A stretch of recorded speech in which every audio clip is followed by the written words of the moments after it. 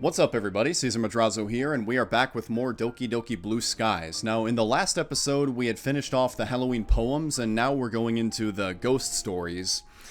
Before I begin, I do want to point out to you guys that it looks like the meta-series episode is going to be delayed a little bit, and I'm sorry about that, but the reason it's going to be delayed is I had planned on working on the episode and getting it all finished up today, after the live stream that I did earlier had been finished.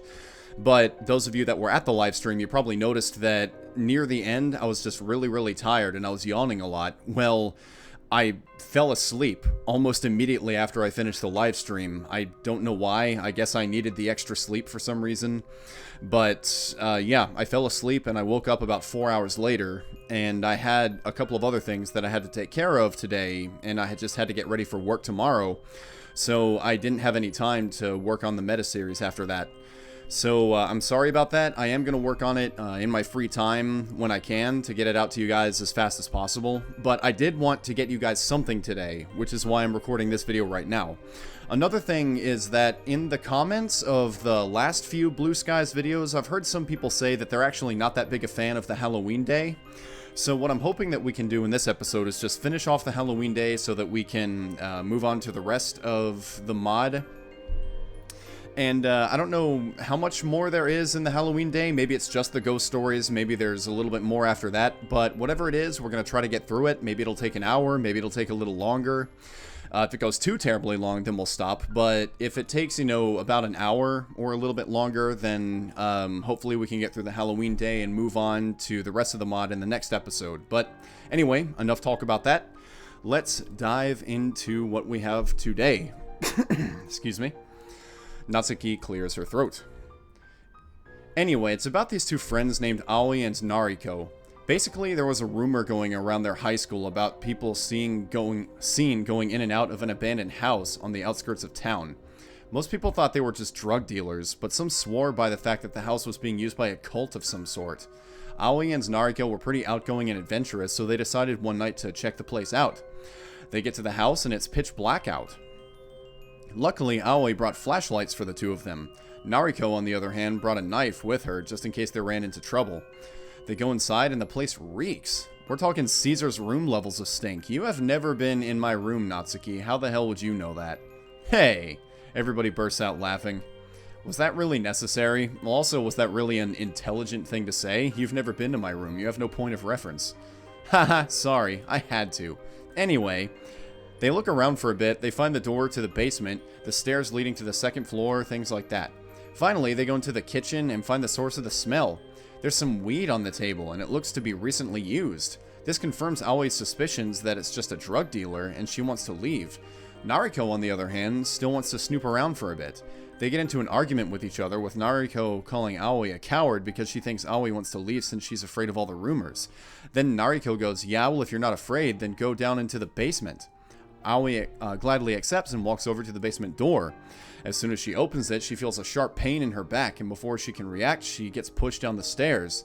As she tumbles down the stairs... she tumbles down the stairs, and when she hits the bottom, she realizes she can't feel her legs.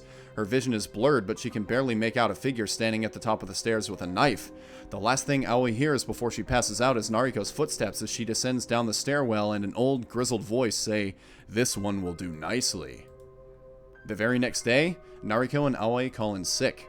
It's kind of a shame, really, because they miss out on all the talk about how someone heard strange animal-like growls coming from the old abandoned house on the outskirts of town.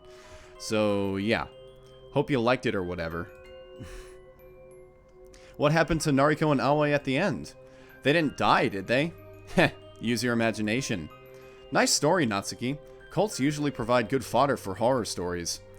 Indeed. I've read quite a few novels involving cults. Doesn't Portrait of Markov include something like that? Something similar, yes. Speaking of Yuri and horror stories, how about you go next, Yuri? Me? Alright then. Give it your best shot. Alright, so Yuri's story. You're walking alone one pale autumnal night. The moon is graceful, casting her light down below like snowdrops. As you continue walking your path, something shambles behind you. You turn around to look for what it might be, but all you see is a cluster of leaves, rustled by the pale air. Slowly returning, you notice the lights in every house around you going out, then flickering before fully extinguishing. With tentative steps, you advance towards one of them to investigate. Just as you're about to reach the window, you hear something snapping behind you. A broken twig is all that remains. Uncertainty flowing around in your head, you unconsciously start walking faster, away from the suburbs. Eventually, you find solace in silence, the only sound being your heartbeat. It's quiet. Nothing bad seems to be happening now. In fact, nothing at all seems to be happening. Confused, you look around and see that you're in front of your house, in the street. No one is stirring, nor are there any lights. Gently pacing towards your house, you go through the door. The lights are on, the television is on, but no one is in sight. This is unusual. You were expecting your parents to stay home tonight. Had they gone out without telling you? No, that couldn't be it. They always let you know where they'll be. You pull out your phone and open your contacts to give them a call. However, no one is registered in there anymore. No matter how hard you try to remember, you can't call out to them. Suddenly, there's a heavy knock on the door. You peer through the keyhole but see no one. Another knock. Another. You cautiously open the door, but there is still no one there. No one anywhere. How did this happen? Why are you alone in the piercing silence? Silence so loud it fills the air. You do not know, and there isn't any way for you to find out. That's it? What a dumb story. It kind of sounds like the protagonist is in limbo. Nothing even happened. Where were the scary monsters and stuff? There is no greater fear than the unknown, Natsuki. I mean, she got you there, Natsuki. You even pointed that out last time. Sharp claws can be prepared for. Enigmatic silence cannot. What's more fearful? Something you know is coming for you? Or feeling safe when you're in fact not? Quite a somber note to end your story on, Yuri. We can always count on you for a good horror tale, huh? Anyway, I'll go next. Although, a scary story, now that I think about it, I don't think I've come up with a ghost story before. I haven't read too many horror stories either. Well, I guess that isn't a surprise. Just make one up, then. It'll be fun. Ghost stories that are made up on the spot are almost never scary. Well, I can't say I've tried that before. Are you trying to get out of telling a story? Of course not. Now that I think about it, there is one I've heard of. Monika's expression turns serious. The mood in the room turns serious. She uses the same intensity she did for when she read her poems, and everyone quiets down. A number of years ago, Tanabata had come along as it does every year. It's the story of a lost little girl. "Where am I?" she cried. She cried and cried, hoping desperately she could find someone to help her. But the little girl was alone. Nobody could hear her. But just as all hope seemed lost, she heard a voice. "Isn't the night wonderful?" The girl looked up. Where before there was nobody was now a man in an elegant yukata. He wore what looked like a no mask, but it was completely blank. Behind the man stood a stall, masks and lanterns of all sorts hanging from it. "How rude of me," the man admonished himself. "Welcome, dear customer. Your heart seems unhappy. Why not take a look at my wares?" the man said as he gestured to the masks behind him. "Please, take one that will bring a smile to your face." The girl looked at the masks. There were ones that looked frightening, ones that looked strange, ones that looked exotic, and many others. "What about your mask, mister?" the girl asked. "I'm sorry, but this mask is very special. It's not for sale." The girl looked sad. "I like that mask. It looks really cool." The man laughed softly. "It has been called many things, but this is perhaps the first time it has been called cool." "Would you like a fruit?" the man asked, picking one from the tree behind him. "They're sweet and delicious." The girl reached to take it, but the man pulled his hand back. "Ah, they're not for children." The girl was confused. "But just tonight, it should be fine," he said as he offered his hand once again. "In the festival of the night, children can become adults, and adults become children." That's a very creepy thing to say. "Is that true?" asked the girl, and the man assured her it was. The girl took the fruit and bit into it. It was unlike anything she had tasted before. It was almost overwhelming, but the flavor was wonderful. "It's good," the girl said happily. The man laughed again. "I'm glad you think so. There's plenty, so please eat all you like." So we go from "it's not for children" to "have as much as you want." As she ate, the man took down a mask. What about this one? The girl took the mask. It looks like me, but she looks like a princess, the girl said in awe. Do you like it? Please, take it. But what about money? Asked the girl. I don't need money. Instead, I would like to be friends. Is that okay? This is... Oh boy. Of course, the girl agreed. From now on, we're friends. I'm glad, the man said with gratitude. Why not put on your mask? The girl did so. She was overcome with a strange feeling. Why is it? She asked. Ah, at last. Long have I dreamt of this moment. My dear, my Eve, my only friend. The man smiled beneath his mask as he spoke as the light of the stars began to fade. For it is the festival of the night, where children become adults, and adults become children. Let it be known. Another unconventional horror story, I see. I don't like the implication of that story. That, if it's implying what I think it's implying, then that is unbelievably dark. Yep, I guess monsterless horror stories are more popular than you think. I rather liked the mysterious tone itself. It's very reminiscent of the style of Asian horror stories. You guys have a weird sense of what's scary. Yeah, I mean, I wouldn't call that scary, but I would call that very screwed up. I mean, this story isn't necessarily meant to scare you to death. Spirits don't have to just be frightening, you know. Well, it is Halloween. Aren't things supposed to be scary today? But Halloween is fun, too, not just scary. Alright, you guys, break it up. Let's just all agree to disagree again. Monika smiles gratefully at me while Natsuki shoots me a disgruntled look. Anyway, guess it's my turn to tell a story. So this is something that actually happened to a friend of mine. Oh, really? Yes, really. So it happened to Sayori then? Huh? This story is about me? Is that true, Caesar? What? No, it's not. Let's just get on with the story, shall we? Right. Anyway. So this friend of mine lived alone in an apartment building. He lived in the downtown area and loved to party all night, and one night he was out as usual. However, when he stumbled back home in the early hours of the morning, he realized that he had lost his keys and was locked out of his apartment. So he ended up having to call his landlord, who was pissed at having to wake up in the middle of the night to let him back in. But in the end, he was able to get home safely, so that's all that matters, right? I can certainly relate to that comforting feeling. Right, but when he got inside, he noticed that his keys were actually on his nightstand. So he didn't lose them after all. They weren't an extra set that his landlord lent him? Nope. He was able to recognize them by the keychain he had attached to it. So, that's it? Pretty much, yeah. What's so scary about that? Guess you haven't realized it yet, huh? What do you mean? The apartment was locked when he got back, right? Yeah, I got that part. But his keys were still in the apartment. So how do you suppose he locked them in? Huh?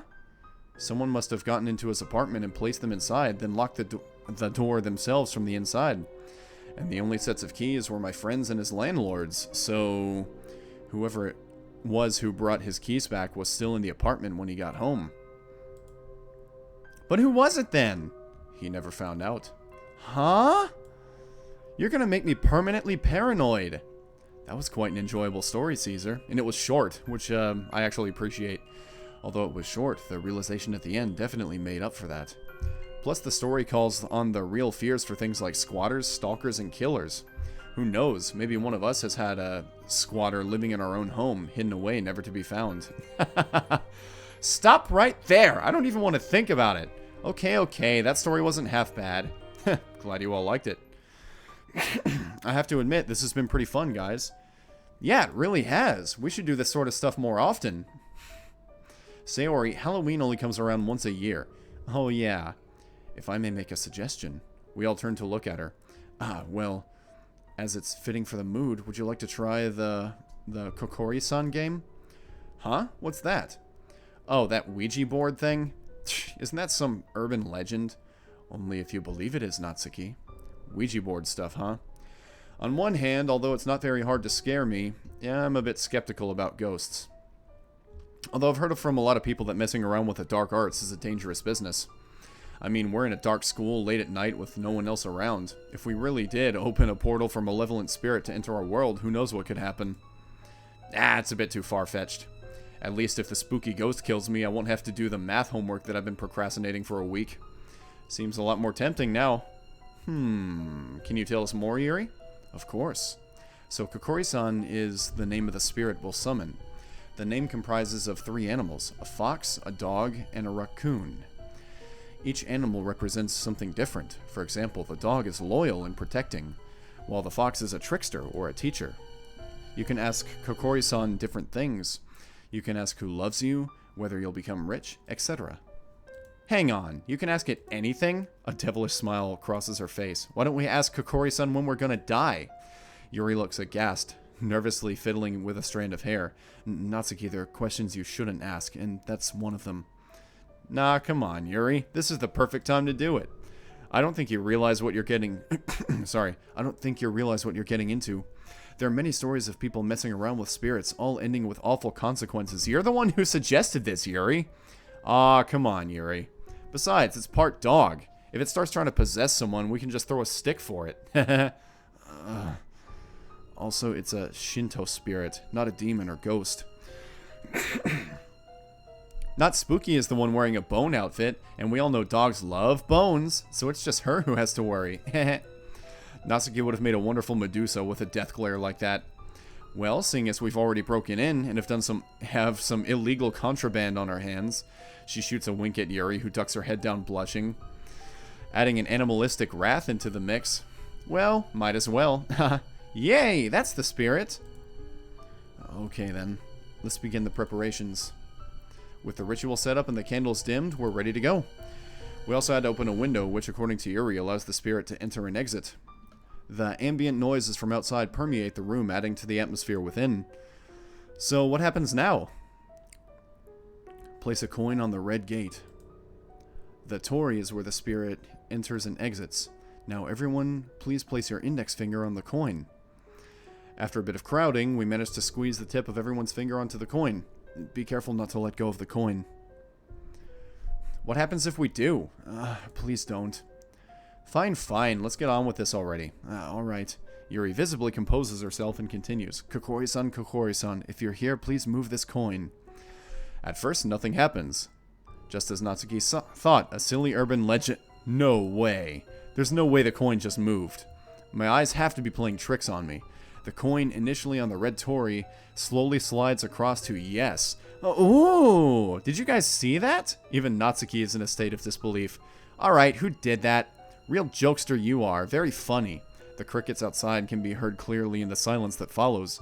No one steps up to claim responsibility for the coin's movement. Wow, so that's how it's gonna be, huh? Whoever it was, just tell us already. More crickets. Fine, I'm not bringing cupcakes anymore until someone admits to it. But not Spooky, and stop calling me that! I bet it was Yuri. She's the one who suggested this. Me? I would never. I guess Yuri is a scaredy cat. It wasn't me either. Yeah, Sayori's a scaredy cat too, so that leaves Caesar and Monika. Natsuki, have you considered that maybe, just maybe, it really is Kokori-san moving the coin? Yeah, right. There's no such thing as ghosts. Kokori-san is a spirit, not a ghost. Same difference. Well, all I have to say is I didn't do it. Natsuki's skeptical glare causes me to hurry on. But I know that there's got to be some sort of scientific explanation for this. Actually, yeah, I think there is. Just, reflexes. Just, when something, moves slightly, if you have a whole bunch of people touching the same object and it moves ever so slightly, just because, somebody, like a slight muscle spasm or really anything to just cause the coin to move in one direction slightly, reflexes are going to cause you to naturally move in that same direction. So that's it. I can't seriously witnessing the paranormal, can I? Okay, Einstein, what's your scientific explanation for this then? Well, I just said it. I'm not going to say it again. I'm working on it. It has to be one of us doing it. I know. Why don't we ask Kokori-san something that Caesar and I couldn't have known? Given that you seem to suspect us the most. Okay then, Sayori, ask it something. But what should I ask? I don't know. Anything that Caesar and Monika couldn't have known. Oh, I know. Kokori-san, can you please tell me what I have on the top shelf of my refrigerator? What kind of question is that supposed to be? Sorry, I guess I'm kind of hungry. The banter peters out as we expectantly watch the coin. Suddenly, the coin jerks a little to the right. Natsuki squints as she scrutinizes each of our faces. Meanwhile, the rest of the girl's eyes seem to be glued to the coin, Yuri's face bleaching at each further movement. Everyone seems to await with bated breath as the coin slowly inches over to the letter R. A. Sayori's eyes widen, while Yuri ever so slightly backs away from the paper. The coin carries on moving. R-A-M-E. Ramen. Ramen? They're leftovers. Sayori, you've really got to eat more healthy. That's what's on your mind right now, really? But it's so tasty. Should we really be using Kokori Sun to answer such frivolous questions? Well, better than asking, when are you gonna die, apparently. That wasn't frivolous at all. We were proving whether or not it was one of us moving the thing. And now you have your answer. None of us moved it.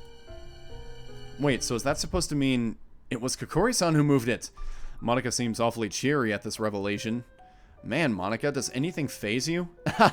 I've just been in much scarier scenarios than this. Plus, I've got to stay confident as the president, you know. I see. So Kokori-san is real then? I tried to get you all to take this seriously. I mean, you can't really blame us for thinking that this was all fake. I do still think there's a trick to this. Natsuki. Whatever. If you want to take this seriously, then I'll take this to serious places, alright? Natsuki. Kokori-san, what is the date of my death? Oh boy. Yuri throws me a frightened look as we all wait for the coin to move again. Her finger feels cold as ice against mine. Slowly, the coin moves from the letter N and inches over to the numbers. 31, 10, 2018. Alright, so Natsuki's been dead for almost 2 years now. That's today. I don't like this anymore, guys. Some questions are better off not being asked. That can't be true, right? Kokori-san, what about the other girls in this room? Alright, well now Natsuki's just being an idiot. The coin doesn't move. I'm gonna go to the bathroom. Don't you want to know the date of your own death?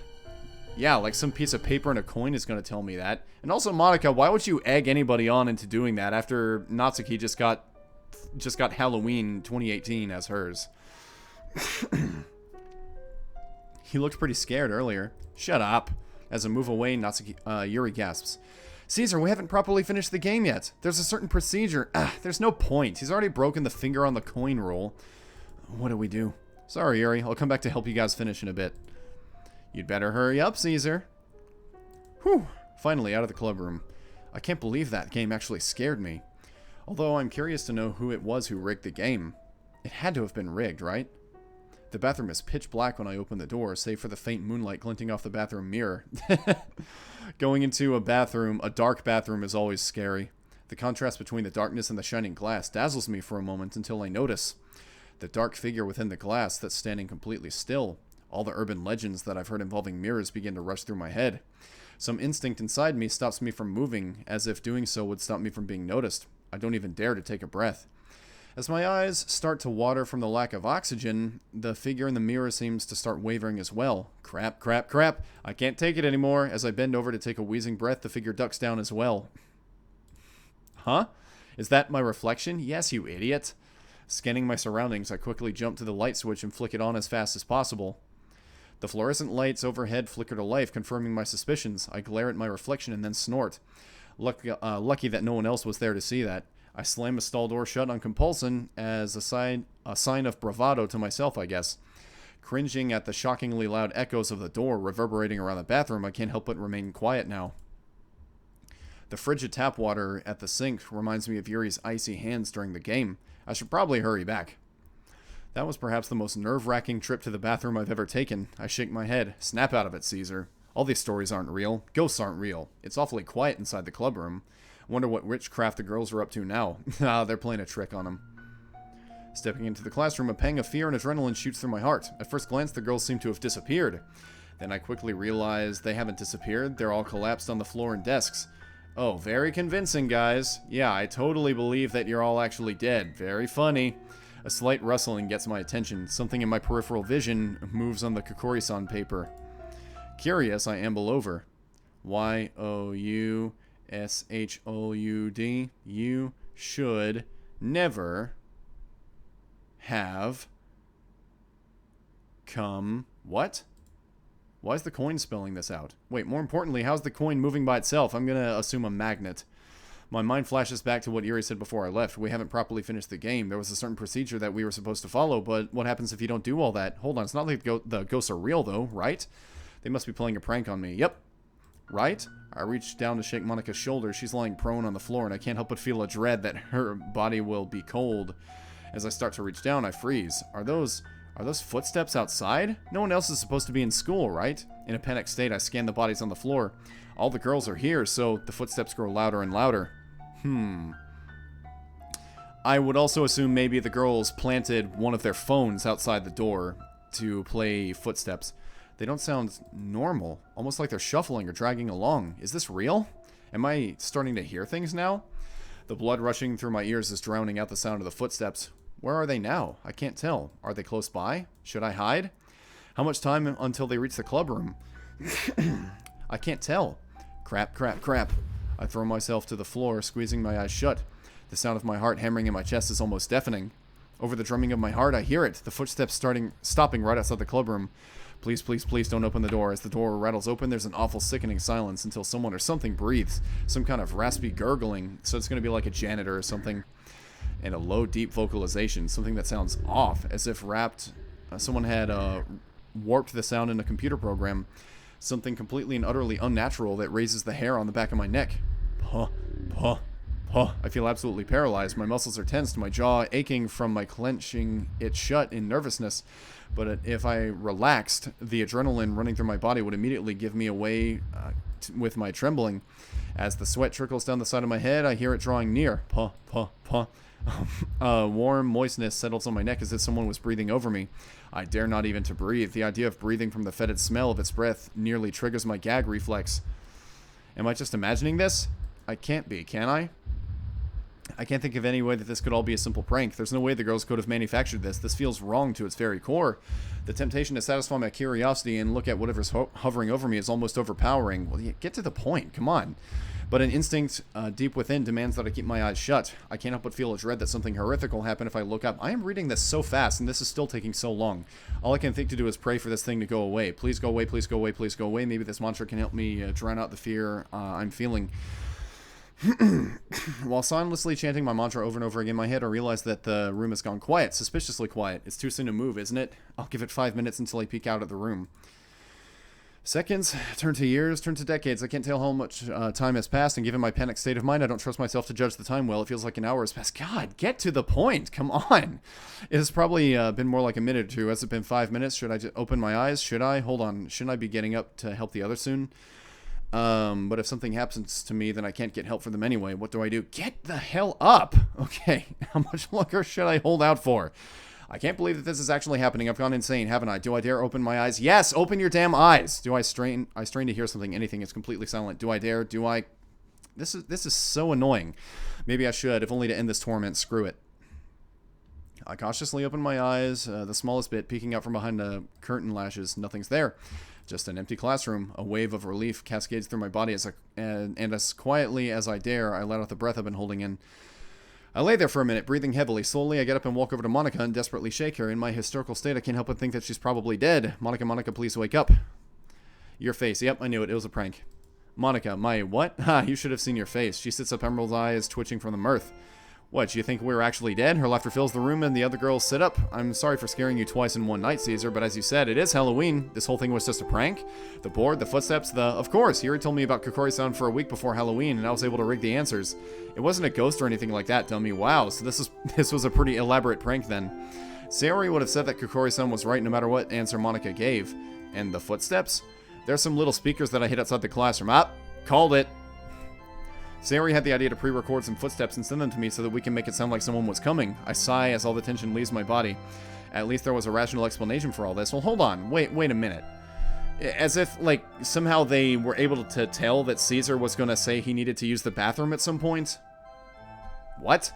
I mean, you could argue that maybe they had something else planned if Caesar didn't say he was going to the bathroom. Like, maybe they would, like, fake their deaths or something. But still, that seems a little bit of a stretch. As the other girls laugh, I can't help but join in. Yeah, they got me fair and square. Ha, okay, guys, I'll admit it. Well played, you got me good. I'm curious, though. How did you get another person to agree to this? Huh? What do you mean? Come on, guys, the game's up. I know it's just a prank. No, seriously, what do you mean? Are you really gonna keep up the joke? You know, the guy who came inside while I was on the floor? He was all gurgly and raspy and kept making these noises. Like he was saying, well, I'll sound dumb if I try to mimic him, but it was something like Poe. Caesar, what are you talking about? We didn't ask anyone to help out. After all, we couldn't take the risk of having someone report that we trespassed. Indeed, Monika's ruse was simply to rig the Kokori Sun ritual and use the speakers. Who are you talking about? As far as we're concerned, we're the only ones in the building. What? You guys are completely serious now? The girls nod at me. The only things I did were deliberately moving the coin around while I was touching it and rigging the speakers. Nothing else? That's right. Sayori, you swear that you're telling the truth? I am! Sayori would never lie to like that to me, so that means... Wait, so you guys didn't hear it? They all exchanged looks of bewilderment. Am I actually losing my mind? Like Yuri said, I'm pretty sure it's just us in the building. You're honestly telling me you didn't hear anything? Yes! Jesus! The girls share a look of alarm. Caesar, relax. There's nothing there. It's okay. Yeah, even if there was some spooky ghost, I would have kicked its butt. The tinge of humor along with Sayori's reassurance helps me calm down a little. I'm not exactly convinced, but if the others didn't see or hear anything, and they were in the same room, then I must have just imagined it, right? Okay, everyone, it's getting late. Let's clean up and call it a night. I used to think that I'd grown out of Halloween, but today made me realize that anyone can enjoy it. Horror can be fun. Maybe I'll talk to Yuri more about that stuff. You okay? Huh? Yeah, I'm good. I was just thinking about the Ouija board. That thing really got to you, huh? I was a little scared too, even though I knew Monika was behind it all. Anyway, I'll see you at school tomorrow. Good night. See ya, Sayori. As I turn and walk home, I can't help but laugh. Yeah, those girls got me good. I never saw that coming. And the bit where the coin was moving by itself was really good too. Wait, Monika only said that she rigged the actual ritual, not that she moved the coin around afterwards. Not to mention there's no way she could have moved it when she was on the floor. The coin, the entity, so does that mean... I take it back. I hate Halloween. Alright.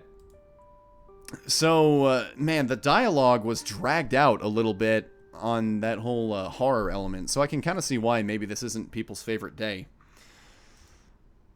What have we got?